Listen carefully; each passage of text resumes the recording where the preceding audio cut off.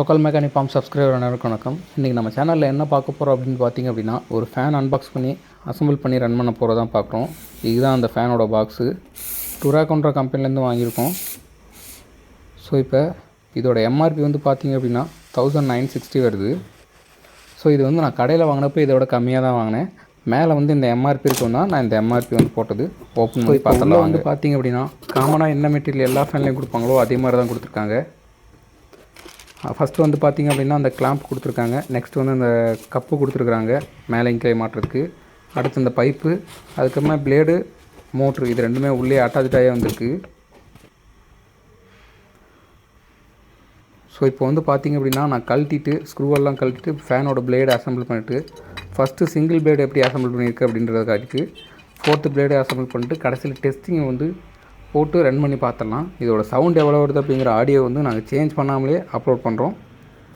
முடிஞ்சால் ஸ்கிப் பண்ணாமல் பாருங்கள். ஸோ இப்போ வந்து பார்த்திங்க அப்படின்னா ஒரே ஒரு சிங்கிள் பிளேடு மட்டும் அசம்பிள் மட்டும் உங்களுக்கு இமேஜ் காட்டுறேன் பாருங்கள். இதுதான் அந்த சிங்கிள் பிளேடோட இமேஜ்.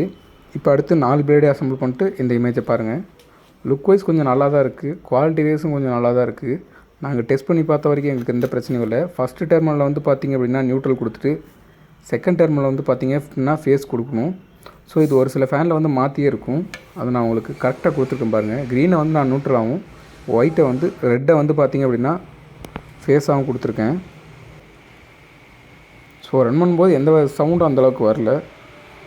ஸோ ஃபேனோட வந்து என்னென்ன ஸ்பெசிஃபிகேஷன் அப்படிங்கிறத டைப் பண்ணி டெக்ஸ்ட்லேயே கொடுத்துருக்கேன், மறக்காமல் பாருங்கள்.